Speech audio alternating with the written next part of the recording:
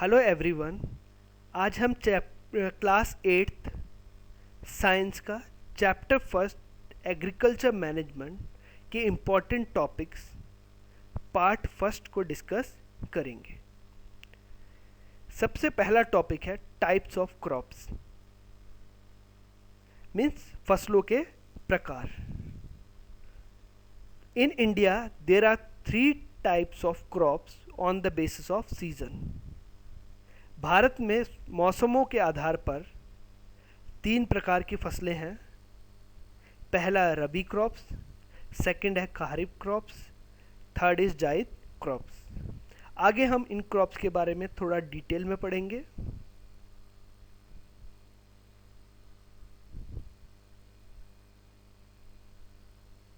Rabi crops, these crops are grown between October to फरवरी।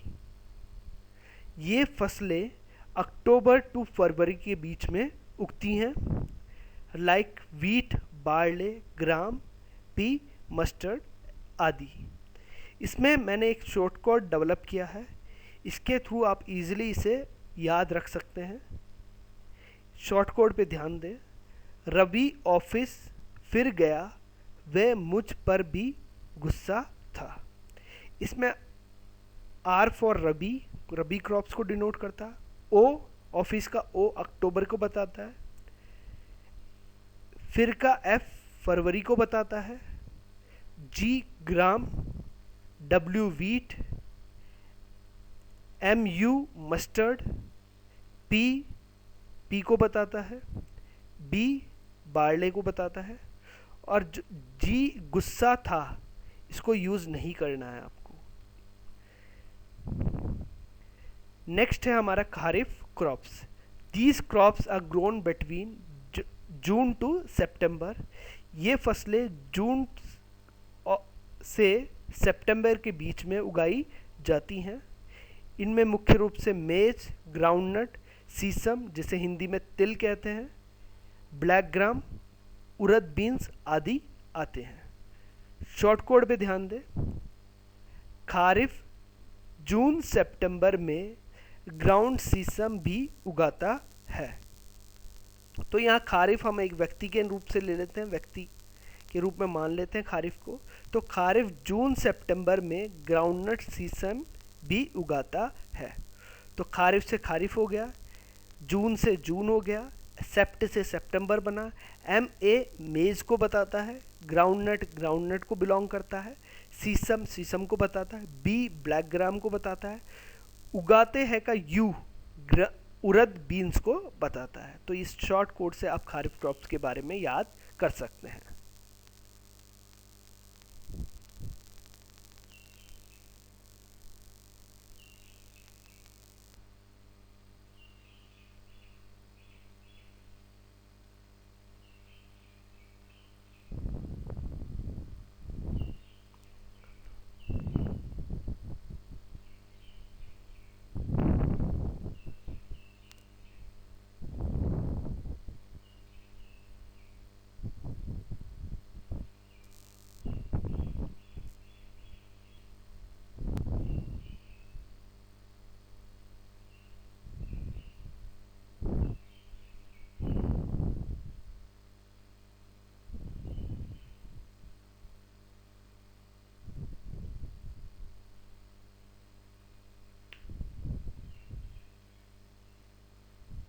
जायद crops, these crops are grown between March to जून।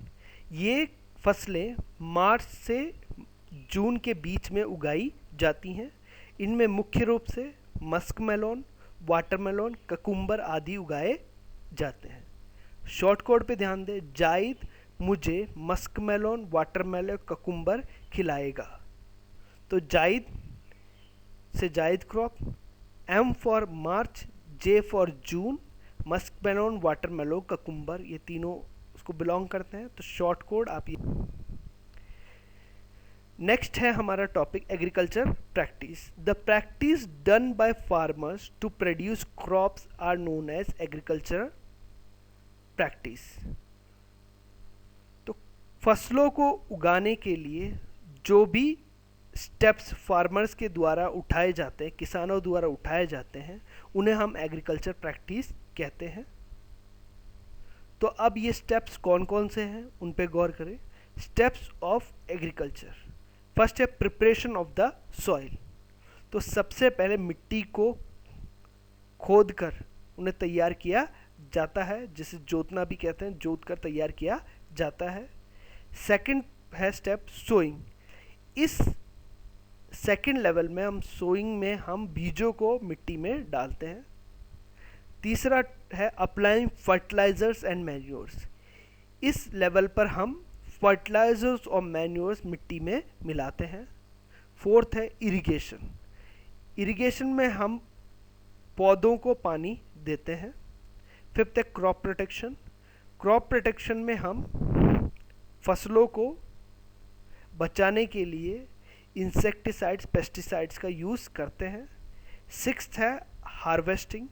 यहाँ पर हमारे जो crops हैं तैयार हो जाते हैं तो इन्हें काटना शुरू कर देते हैं। सेवेंथ है storage of grains. Storage of grains में हम ग्रेन्स को हार्वेस्टिंग के बाद जो ग्रेन्स निकलते हैं उन्हें इकट्ठा करके रखते हैं, मीन्स अब स्टोर करके रखते हैं। तो हम इस वीडियो में हम टॉपिक 1 to 4 जो कि है प्रिपरेशन ऑफ सॉइल से इरिगेशन के बारे में पढ़ेंगे। तो पहला टॉपिक हमारा स्टार्ट होता है preparation of the soil. Preparation of soil, first of all a farmer plugs the field. सबसे पहले एक फार्मर खेतों को जोतता है, मीन्स मिट्टी को खोद के वो उसे तैयार करता है। There may be following means of ploughing a field by animals, जिसे हम ट्रेडिशनल मेथड कहते हैं, बाय ए ट्रैक्टर जो कि मॉडर्न तरीका है। तो ये प्लगिंग जो है खेतों को जोतने का काम हम दो तरीके से कर सकते हैं। बाय एनिमल्स, आप पिक्चर में देख सकते हैं बैलों को यूज़ कर रहे हैं, तो ये बहुत पुराना तरीका है जिसे हम ट्रेडिशनल मेथड भी कहते हैं। दूसरा है बाय ए ट्रैक्टर, आप देख सकते हैं पिक्चर में ट्रैक्टर के द्वारा भी प्लगिंग का काम किया जाता है। तो यहाँ हमारे जो प्रिपरेशन ऑफ सॉइल टॉपिक ख़त्म होता है। तो हमने मिट्टी को लूज कर दिया, तो that is preparation of soil. अब हम बात करेंगे एडवांटेज ऑफ प्लगिंग। इस जोतने से क्या क्या फ़ायदे होते हैं। पहला है seed moves below the surface of soil and helps in germination. बीज मिट्टी को लूज करने के कारण वो आराम से सरफेस के नीचे चले जाते हैं, मिट्टी के नीचे चले जाते हैं, एंड हेल्प्स इन जर्मिनेशन, और जर्मिनेशन में मदद करता है। अब बात होती है कि जर्मिनेशन क्या है। जर्मिनेशन वो प्रोसेस होता है जिसके द्वारा बीज में से नन्हे पौधे बाहर आते हैं। तो सीड्स जब मिट्टी लूज हो जाती है और सीड्स सरफेस के अंदर चले जाते हैं, बीज सरफेस के अंदर चले जाते हैं, मिट्टी के नीचे चले जाते हैं, तो ये जर्मिनेशन का प्रोसेस वहाँ स्टार्ट होता है। सेकंड है the roots of small plants can easily spread in soil. छोटे पौधों के जो रूट्स हैं आसानी से सॉइल में स्प्रेड हो सकते हैं, क्योंकि मिट्टी लूज हो जाती है तो वो आराम से सॉइल में स्प्रेड हो जाते हैं। तीसरा the roots of small plants can breathe easily in soil. मिट्टी जब लूज हो जाती है तो स्मॉल प्लांट्स के रूट्स जो होते हैं ईजिली सॉइल में ब्रीथ कर सकते हैं, सांस ले सकते हैं। फोर्थ है loosened soil helps in the growth of micro organisms and earthworm in soil. जब मिट्टी लूज हो जाती है तो अर्थवर्म और माइक्रो ऑर्गेनिज्म को सॉइल में ग्रो करने में, बढ़ने में मदद करता है। तो अर्थवर्म को के बारे में आप सुना होगा, इसे फार्मर्स फ्रेंड भी कहते हैं। ये खेतों के लिए बहुत ज़रूरी होता है। तो ये जो हम प्लगिंग करते हैं तो इससे मिट्टी लूज हो जाती है और ये माइक्रो ऑर्गेनिजम्स और अर्थवर्म मिट्टी में आसानी से ग्रो कर सकते हैं। Fifth point, the upper layer of the soil only helps in the growth of the plants. मिट्टी की जो ऊपरी सतह होती है जिसे अपन अपर लेयर कहते हैं, वो प्लांट्स को ग्रो करने में मदद करती है। इट्स मैनिपुलेशन का मतलब है turning it upside down, means मिट्टी को, जो ऊपर की मिट्टी होती है उसे हम नीचे कर देते हैं, तो उसे अपन मैनिपुलेशन कहते हैं। Makes both upper and lower layers equally good. Both manipulation upper और लोअर लेयर को, दोनों को ही इक्वली बराबर कर देती है।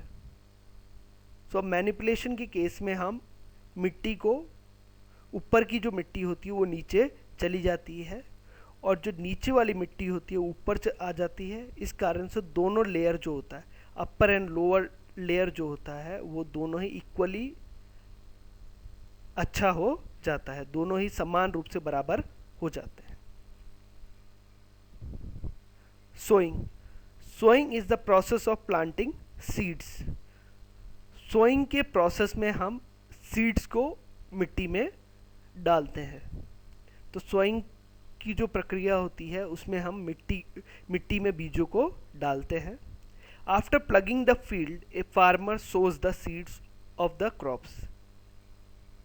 प्लगिंग के प्रोसेस के बाद फार्मर जो होता है वो फसलों के बीजों को मिट्टी में डालता है। But before sowing the seeds the farmer selects the best variety of seed. लेकिन सोइंग से पहले, मीन्स बीजों को मिट्टी में डालने से पहले, फार्मर बेस्ट क्वालिटी जो होती है सीड्स की उसको सेलेक्ट करता है और फिर उसके बाद ही उनको खेतों में डालता है। Applying fertilisers and manures. हम फर्टिलाइजर्स और मैन्योर्स को मिट्टी में मिलाते हैं। Farmers add some substance in the soil to maintain the nutrients in the soil और to maintain the fertility of the soil. Farmers कुछ सब्सटेंस को सॉइल में मिलाते हैं जिससे कि सॉइल के न्यूट्रिएंट्स मेंटेन करके रख सकें और उस सॉइल की फर्टिलिटी को मेंटेन कर सके। दीज आर कॉल्ड, इन सब्सटेंस को हम फर्टिलाइजर्स और मैन्योर्स कहते हैं। तो फर्टिलाइजर्स और मैन्योर्स इसलिए मिलाए जाते हैं जिससे कि सॉइल में न्यूट्रिएंट्स बने रहें और उसकी फर्टिलिटी, सॉइल की फर्टिलिटी बने रहे। अब हम जानेंगे मैन्योर्स और फर्टिलाइजर्स के डिफरेंस के बारे में। तो ध्यान से सुने। Manures are organic, natural and organic. Manures प्राकृतिक होते हैं। Fertilizers are artificial. फर्टिलाइजर्स मानव निर्मित होते हैं, इंसानों के द्वारा निर्मित किए जाते हैं, इंसानों के द्वारा बनाए जाते हैं। Natural manure is made in fields using cattle dung, waste of fields etcetera. प्राकृतिक जो खाद होता है उन्हें हम खेतों में ही तैयार करते हैं कैटल डंग से। कैटल डंग मीन्स गोबर से, और वेस्ट ऑफ फील्ड से। वेस्ट ऑफ फील्ड मीन्स सूखी पत्तियाँ,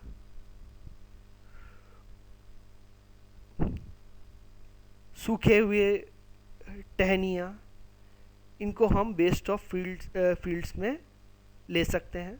तो इनको डाल के हम ये प्राकृतिक खाद तैयार करते हैं, मैन्योर तैयार करते हैं। Fertilizers are made in factories. Fertilizers हम फैक्ट्रीज में तैयार करते हैं, जैसे कि यूरिया, ये सब फर्टिलाइजर्स के नाम हैं। यूरिया, अमोनियम सल्फेट, पोटैश आदि। तीसरा, natural manures have lot of humus. Natural manure, जो प्राकृतिक मैन्योर जो होता है उसमें बहुत सारा ह्यूमस होता है जो कि पेड़ों के लिए अच्छा होता है। Fertilizers lack humus. फर्टिलाइजर्स में ह्यूमस की कमी होती है। इन दोनों डिफरेंस से हमने एक निष्कर्ष निकाला है, कंक्लूजन निकाला है कि manure is better than fertilizers. Manures fertilizer से बेटर होते हैं। अब हम इरिगेशन के बारे में पढ़ेंगे। इरिगेशन में सिंचाई, providing water to crops by various artificial means is called irrigation. फसलों को पानी देना और इसके लिए वेरियस आर्टिफिशियल मीन्स को यूज़ करना, मीन्स मानव निर्मित स्रोतों को काम में लेना, उसे हम इरिगेशन कहते हैं। मीन्स आर्टिफिशियल मीन्स के द्वारा फसलों को पानी देने की जो क्रिया होती है उसे हम इरिगेशन कहते हैं। Benefits of irrigation to crops. Irrigation के फायदे, हम इरिगेशन के फायदों के बारे में पढ़ेंगे। पहला सीड्स जर्मिनेशन। पिछले स्लाइड्स में मैंने जर्मिनेशन का मतलब बताया था कि मीन्स सीड्स में से छोटे पौधों के निकलने को हम सीड जर्मिनेशन कहते हैं। तो मिट्टी में सीड्स को डालने से वो खिलते नहीं हैं जब तक उन्हें पानी उपलब्ध नहीं किया जाता। तो इरिगेशन के द्वारा हम जब मिट्टी में दबे हुए बीजों को पानी देते हैं तो वहाँ सीड जर्मिनेशन होता है। तो that is seed germination. Second, supply water to the leaves while transpiration. तो यहाँ ट्रांसपिरेशन को समझे। ट्रांसपिरेशन क्या है? दिन के दौरान जब सूरज की गर्मी पत्तों में पड़ती है तो पत्तों से भाप के रूप में पानी चला जाता है और पत्तों में पानी की कमी हो जाती है। तो हम पानी जब सप्लाई करते हैं लीव्स में तो वो तंदुरुस्त रहते हैं, अन्यथा वो सूख जाते हैं। तो इरिगेशन से क्या बेनिफिट हुआ? दूसरा, supply water to the leaves, means ये रेगुलर पानी को सप्लाई करता रहता है लीव्स में वाइल ट्रांसपिरेशन। चाहे ट्रांसपिरेशन होता रहे, पत्तों में रेगुलर पानी जाता रहता है। तीसरा है different nutrients reach various parts of the plants by means of water. Different nutrients जो होते हैं वो प्लांट्स के अलग अलग हिस्सों में पानी के द्वारा पहुंचते हैं। न्यूट्रिएंट्स सॉइल में होते हैं और रूट्स जो होते हैं वो न्यूट्रिएंट्स को सॉइल्स में से सक कर लेते हैं और ये पानी के द्वारा प्लांट्स के डिफरेंट पार्ट्स तक पहुंचते हैं। Fourth, plays important role in the growth of plants. इरिगेशन महत्वपूर्ण भूमिका निभाता है प्लांट के ग्रोथ में। तो ये सारे बेनिफिट्स हुए इरिगेशन के। सोर्स ऑफ इरिगेशन मीन्स पानी हमें कहाँ से मिल सकता है। Source of irrigation, farmers use river, ponds, well, hand pump, tube well, canals, dam etcetera as source of water for irrigation. तो किसान सिंचाई के लिए पानी रिवर से, जो कि है नदी, पॉन्ड्स तालाब, वेल कुएं, हैंडपम्प आप जानते हैं हैंडपम्प, ट्यूबवेल, कैनाल्स नहरें, डैम बांध, इन सभी जगहों से वो पानी कलेक्ट करके इरिगेशन का प्रोसेस कंप्लीट करता है, मीन्स खेतों में पानी पहुंचाता है। मेथड्स ऑफ इरिगेशन, तो इरिगेशन के तरीके, ये दो तरीके हैं। एक है कन्वेंशनल मेथड जो कि है पुराना तरीका, दूसरा है मॉडर्न मेथड जो है आधुनिक तरीके।